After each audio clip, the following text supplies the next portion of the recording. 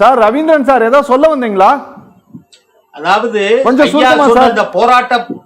ஐயா சொன்ன இந்த போராடுகிற அமைப்புகள் எல்லாமே கம்யூனிஸ்டுகள் சம்பந்தப்பட்ட அமைப்புகள். உண்மையான விவசாயிகள் யாரும் பங்கேற்கல, யாரும் போராட்டத்துக்கு எதிர்ப்பு அழைப்பு விடுக்கல. நாங்கள் இதை வரவேற்கிறோம். உண்மைதான். நாங்க இதை எதிர்த்து போராட போறது இல்ல.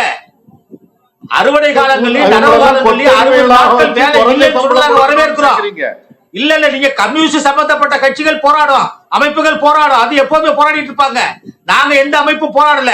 விவசாய அமைப்புகள், விவசாய கூட்டமைப்புகள் யாரும் இதை எதிர்க்கல, யாரும் போராடல. இதுதான் உண்மை.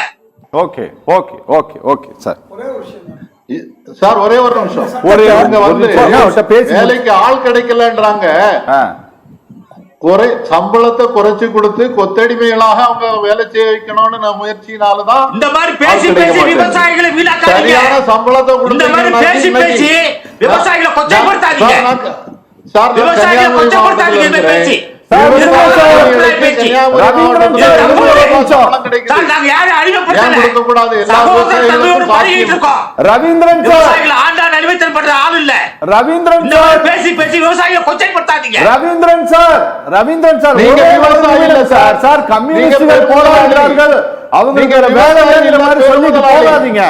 ஏன்னா இந்த அவர்கள் உங்கள் மத்திய அரசு ஏற்கனவே கொண்டு வந்த 3 வேளாண் சட்டத்திற்கு எதிராகவும் கம்யூனிஸ்டுகள் போராடினாங்க.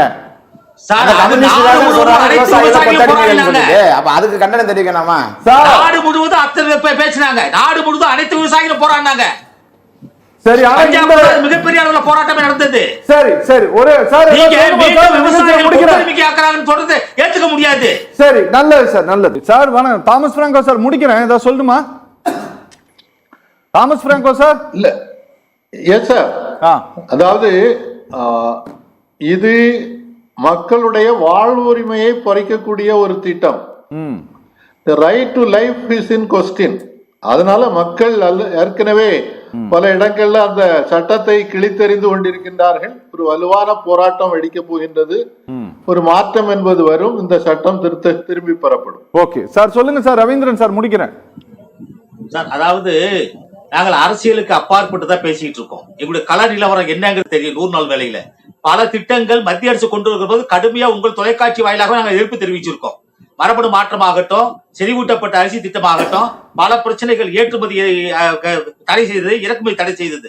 இந்த திட்டம் குறித்து இந்த திட்டத்துடைய காரணகர்த்தா மரியாதைக்குரிய முன்னாள் நாடாளுமன்ற உறுப்பினர் விஞ்ஞானி MS சுவாமிநாதன் நாங்கள் விவாதிச்சிருக்கோம். அவரே தரமணியில உட்கார்ந்து பேசுகிற பொழுது வட மாநிலங்களிலே வறுமையை ஒழிக்கப்படுவதற்காக உருவாக்கப்பட்ட திட்டம், வேலை நாட்கள் திட்டம் செயல்படுத்தக்கூடாது என்பதை அவர் தெளிவுபடுத்தியிருக்கிறார். அரசாங்கத்துக்கு அவரே இதுக்கு ஆலோசனை சொல்லியிருக்கார். அந்த அடிப்படையில இந்த திட்டத்துல நாங்க சொல்றது 125 நாட்கள் அதிகப்படுத்தியது எங்களுக்கு பாதகமான ஒன்று. நாங்கள் கடுமையாக எதிர்க்கிறோம். ஆனால் வேலை விவசாய பணி நடக்கிற பொழுது இந்த திட்டம் செயல்படுத்தப்பட மாட்டாது என்பதை நாங்கள் ஆதரிக்கிறோம்.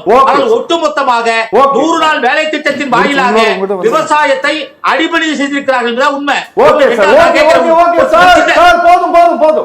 சார், நீங்க ஒரு கேள்வி கேட்டீங்க சாரை பார்த்து. அது எனக்கு புரிஞ்சிருச்சு, தெளிவா புரியுது. நீங்க என்ன சொன்னீங்க? 81 கோடி மக்களுக்கு வறுமையில இருக்காங்க, அதனால உணவு கொடுக்குறோம் அப்படின்னு சொன்னீங்க. ஏன்னா நான் அதே கேள்வியை உங்ககிட்ட திரும்ப கேட்கிறேன்.